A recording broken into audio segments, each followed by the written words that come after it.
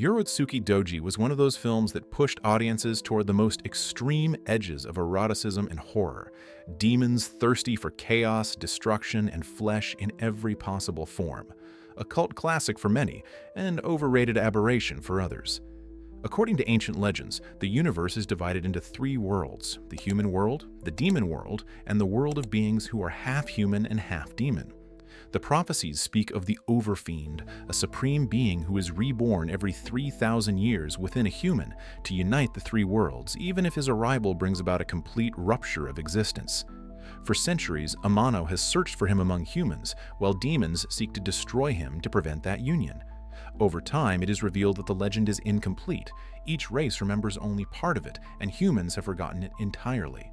With this apocalyptic premise begins one of the most shocking animated films of its era. Urotsukidoji prioritizes horror and explicit scenes filled with demons, tentacles, and extreme violence, and it became a pioneer of adult anime centered on tentacles. The story begins in a university, where the everyday exists alongside the perverse. A teacher turns out to be a demon and attempts to abuse one of the students. Amano intervenes and continues his search for the Overfiend, believing he has found him in a popular student, until the transformation reveals that the boy was merely exposed to the blood of the true Chosen One. All clues then lead to a shy boy who survives death and awakens with overwhelming power. He is the Overfiend. From this point on, the film plunges into its most brutal final stretch. The demons create a false Overfiend in an attempt to stop him, sacrificing human lives in the process. The clash between the two erupts into pure destruction, mangled bodies, bloodshed, and chaos, until the imposter is reduced to an insignificant aberration. The true Overfiend fully awakens and reveals his real nature. He will not bring peace, but the apocalypse. The three worlds begin to collapse, and no one is able to stop him. A vision of the future confirms the final truth. The Overfiend will destroy all existence in order to reset it. The embryo he creates is in fact the original creator of the three worlds, determined to erase them and rebuild them after 100 years. The ending unleashes bizarre deformations, disturbing monsters, and limitless violence. Censored and banned in many countries, Urotsukidoji is an insane, excessive, and relentlessly explicit experience. Imperfect, but unique and impossible to replicate. Cool World. I honestly didn't know why Brad Pitt agreed to do this movie, but after watching it, I think I finally get it. Directed by Ralph Bakshi, the same man behind Fritz the Cat, Coonskin, and Fire and Ice, the film is a mix of animation and live action that tried to replicate the success of Who Framed Roger Rabbit, although the final result ended up being very different from what was originally planned. The story begins with Frank Harris, a former soldier who gets into a motorcycle accident after taking his mother out for a ride. She dies in the crash, and at that exact moment, an interdimensional portal opens and pulls him into a world inhabited by cartoons known as Cool World. There, Frank is recruited by scientist Vincent Whiskers, who uses a device called the Spike of Power to manipulate the rules between dimensions. Over time, Whiskers crosses into the real world, and Frank ends up trapped in the animated dimension, where he becomes a sort of agent tasked with keeping order and preventing any sexual contact between humans and cartoons, since that could destroy both worlds. 47 years later, we meet Jack Deebs, a cartoonist who has just finished serving time in prison for killing his wife's lover.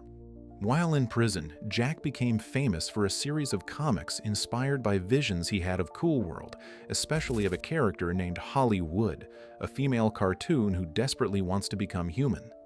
Holly knows the only way to do that is by having sex with a human, and she chooses Jack as her way out. Despite Frank's warnings, Holly manages to seduce Jack and crosses into the real world, taking on a human form played by Kim Basinger. From that moment on, the rules between worlds begin to break down. Jack starts to partially transform into a cartoon, while Holly desperately tries to regain access to the Spike of Power in order to stay human permanently. This sets off a conflict that threatens to merge and destroy both realities. One of the most interesting facts about the production is that the original script for Cool World was meant to be a horror story with an R rating, But once Kim Basinger joined the cast, the tone shifted completely. Her goal was to make the movie more family-friendly so it could even be shown to kids in hospitals. This decision led to conflict with director Ralph Bakshi, who had originally envisioned the film as a much darker, more adult animated story. Another curious fact is that Paramount Pictures ran a very unusual promotion by placing a giant figure of Holly on the D of the Hollywood sign. The studio even hired 2 guards to watch the installation around the clock. However, this caused complaints from local residents who demanded the figure be taken down. When the Wind Blows. Don't be fooled by the art style. This film is far darker than it seems at first glance. The story opens with real footage of missiles, newspapers announcing the conflict between East and West, and a growing sense of unease. James, a retired man, lives in the countryside with his wife Hilda. He senses that war is coming, while she keeps up her routine. When the radio announces that the war will begin in 3 days, James remembers official government pamphlets with instructions on how to survive a nuclear attack. Following the manual, they build a shelter inside the house, placing doors at 60-degree angles and using cushions to stop the radiation. I'm no expert in atomic energy, but I'm not entirely convinced that a few cushions would really stop the effects of a bomb of that magnitude. They also prepare supplies, water, biscuits, and canned food, always with optimism. Both lived through World War II as children and remember hunger and bombings, which is why they trust the official instructions. Finally, the warning arrives. They have 3 minutes to take shelter. The impact happens without showing the classic nuclear mushroom cloud, just a burst of color. At first, they seem fine, but an invisible threat surrounds them: radiation, represented by white specks that constantly appear. As the days go by, the deterioration becomes clear. Headaches, exhaustion. Even so, they continue to believe that the government will come to help them. They justify the symptoms, see positive signs where there are none, and turn the pamphlet into their only guide and comfort. Without realizing it, when they go outside to get some air and place a few chairs outdoors, they sign their death sentence. The ending is devastating. Gilda suggests covering themselves with the same bags they used during the explosion, and when they put them on, they no longer look like drawings. The film makes it clear that they have died twice, first condemned by the blast, and then finished off by radiation. Beneath its apparent tenderness, When the Wind Blows is a fierce critique of the state and blind obedience. Following the wrong instructions, the film tells us, can be just as lethal as the bomb itself. Dante's Inferno presents the underworld in an absolutely grotesque and disturbing way. The beasts are nightmares made flesh, and the experience ends up being the perfect tool to portray the mental fragmentation of a man who lost everything. This odyssey begins with Dante, a knight returning from the Third Crusade. He comes back home hoping to reunite with his beloved Beatrice, but upon arrival, a devastating scene awaits him. Beatrice is dying among the massacred bodies of her father and the servants. With her last strength, she tells him that a hooded man was responsible, and before dying, asks him a question: whether he ever betrayed her. Dante swears that he did not. However, as Beatrice's soul is about to ascend to heaven, Lucifer bursts in and drags her into the underworld. Dante tries to stop him, but only manages to watch as the gates of hell close before him, while colossal hands stitch into his skin the mark of his worst sins. Desperate and consumed by rage, Dante questions God. At that moment, Virgil, the Roman poet, appears and offers to guide him through hell. With nothing left to lose, Dante reopens the gates of the underworld and throws himself after Lucifer to rescue Beatrice's soul. The film shows his descent through the 9 circles of hell, each with a different animation style, intercut with fragments of his life before the crusade, his promise of eternal love to Beatrice, the infidelity he committed, the pregnancy, and the death of their baby, truths Dante never came to know. Already in hell, Virgil reveals that Beatrice is being held in the final circle, where Lucifer tortures her endlessly, forcing her to witness the deaths of her loved ones and tempting her with pleasures to break her will. He also explains that Beatrice wagered her soul, convinced that Dante would return without betraying her love. But as Dante presses on, Lucifer shows him the truth. Dante did fall into sin, and he chose to do so freely. Hell forces no one, it only exposes human decisions. The journey grows increasingly personal. Dante confronts the sins of his own family, especially those of his father, a violent, greedy man who used money as an excuse to beat his wife, who ultimately died after years of abuse. In the circle of greed, Dante encounters him and learns that Lucifer promised wealth and 1,000 years without torture in exchange for killing his own son. His father accepted the deal. Dante is forced to face him and condemns him by drowning him in molten gold, killing him through the very sin that defined his life. Later, Dante also uncovers the truth about his mother. She did not die of illness, but took her own life, unable to endure the abuse, shattering him completely.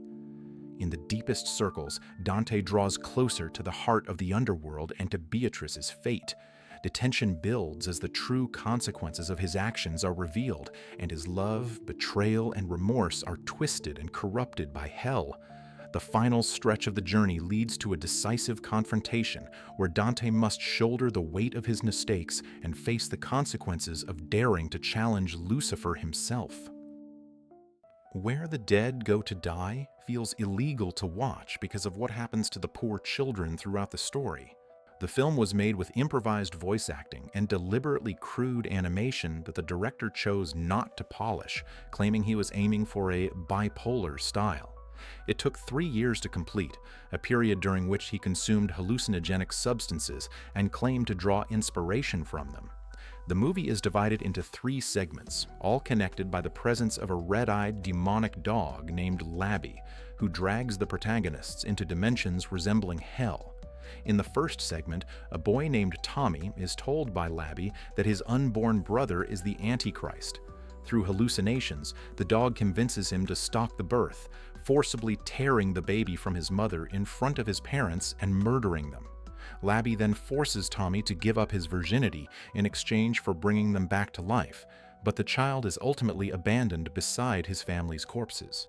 The second segment follows the man, a serial killer who extracts memories from his victims inside a church and tries to inject them into himself in order to feel something. He believes that absorbing the memories of a prostitute will allow him to experience love, but instead he is flooded with images of abuse, perversion, and trauma. Unable to endure it, he takes his own life while being mocked by one-eyed demons. The third tells the story of Ralph, a boy with his brother's head fused to his face, forced to hide behind a mask and abused by his family. His only hope is Sophia, an innocent girl whose father forces her to record erotic videos to sell. When she refuses, he beats her, locks her away with masks, and hangs her from the ceiling. Manipulated by Labby, Ralph murders the abusers in a desperate outburst, but in the end, he rips his brother's head from his face and collapses into a pit, crying, or a strange figure, another version of himself, promises him that tomorrow everything will be better. The film's production background is just as disturbing as the movie itself. According to the director, his inspiration came from dreams involving demonic figures and Satan himself, as well as from low-budget religious films that terrified him as a child. For the animation, he even used motion capture with an Xbox 360 Kinect. The Hunchback of Notre Dame. On a dark night in 1462, a gypsy mother tries to enter Paris with her baby, but is intercepted by Judge Claude Frollo, a religious fanatic obsessed with eradicating sin. Believing she's carrying stolen goods, he chases her to the doors of Notre Dame, where he accidentally kills her.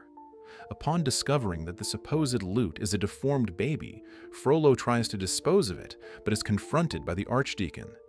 Fearing divine judgment, Frollo agrees to raise the child under his control, hiding him in the bell tower and naming him Quasimodo, almost formed. 20 years later, Quasimodo, isolated from the world, wishes to attend the Festival of Fools. Frollo, with whom he maintains a relationship of abuse disguised as protection, forbids him to go. Nevertheless, Quasimodo disobeys and experiences a brief moment of joy when he is crowned King of Fools, only to be humiliated by the crowd when they discover his real appearance. The crowd begins to pelt him with tomatoes, a scene that carries a much darker context. Tomatoes did not enter Europe until after 1521, yet this story takes place in 1482. In the original novel, the crowd throws rocks at Quasimodo, leaving him bleeding profusely. The tomatoes in the film represent that blood.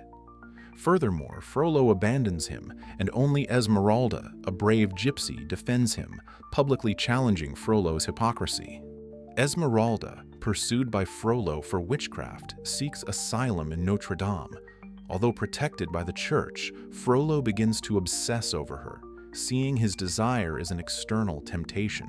His prayer to the Virgin is not an act of humility, but of self-justification. He blames Esmeralda, God, and the world for his own desires. Like any good fanatic, he refuses to see his own corruption. Quasimodo and Esmeralda develop a sincere friendship. He learns that beyond his appearance, he's worthy of affection. She, in turn, sees in him a nobility that contradicts the image Frollo taught him to fear. When Frollo launches a manhunt against the gypsies, Quasimodo and Phoebus, the captain of the guard, joined forces to warn them. But Frollo betrays them, and Esmeralda is sentenced to death at the stake. Quasimodo breaks his chains and rescues Esmeralda, claiming sanctuary.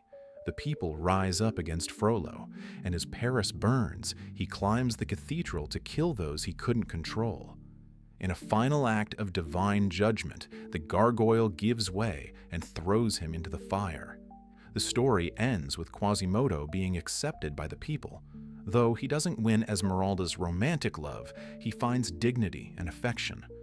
The film poses a powerful question: who is the monster and who is the man? In Frollo, we see the face of justified evil, the kind that believes it's doing good while destroying everything in its path. And in Quasimodo, the goodness that survives rejection, the belief that even in a cruel world, compassion can still break through.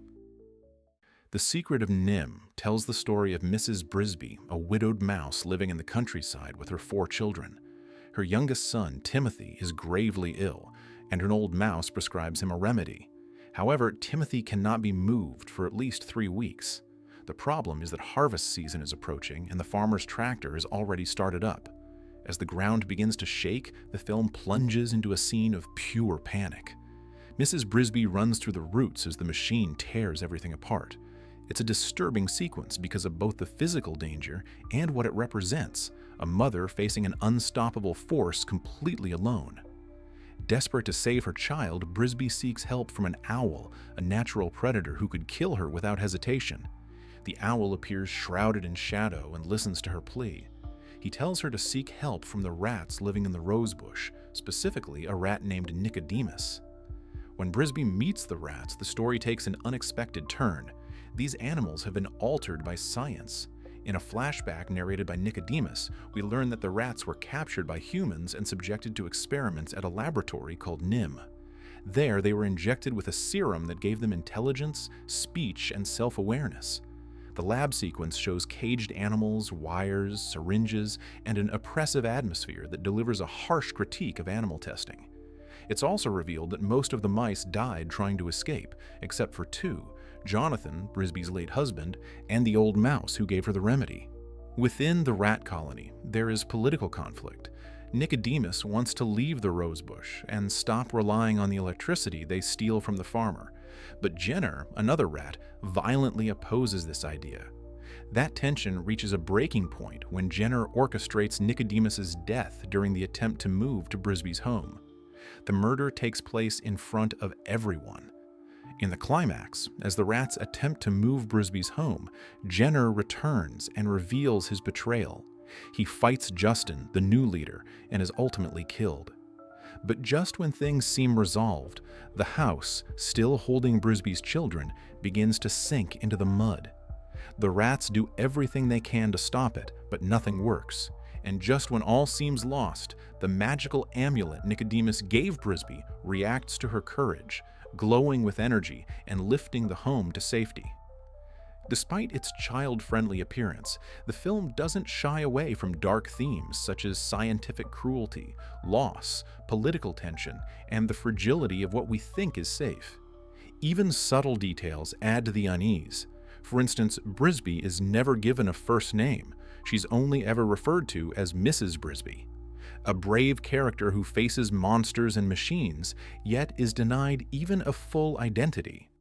Akira is an anime film set in a version of Tokyo devastated by a Third World War.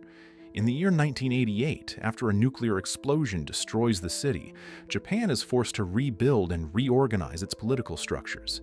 31 years later, in 2019, the country has become a cyberpunk dystopia flooded with high-tech devices, while growing social inequality fuels rising crime. Corruption within the ruling class and excessive police brutality push the population to the brink.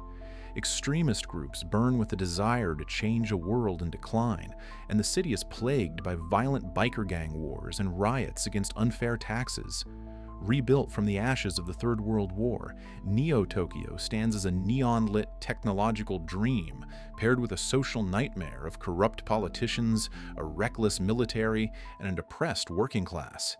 With the emergence of a powerful race of humans possessing telepathic and telekinetic abilities, the city feels ready to explode. In this post-apocalyptic world, we meet Kaneda, the leader of a biker gang, who, along with his friend Tetsuo, gets caught in a confrontation with a rival gang. During the chaos, Tetsuo crashes into a small boy with a strange, mutated appearance, who turns out to have escaped from a top-secret government experiment studying these powered humans. After this encounter, Tetsuo discovers he has developed astonishing telekinetic abilities. As his power grows, it begins to corrupt him, and he gradually becomes an extremely dangerous force, unleashing destruction. At the same time, the truth about Akira is uncovered. A godlike figure shrouded in rumor, a source of cosmic power supposedly hidden somewhere, and apparently responsible for the catastrophic explosion 30 years ago, when his abilities spiraled out of control, triggering the Third World War.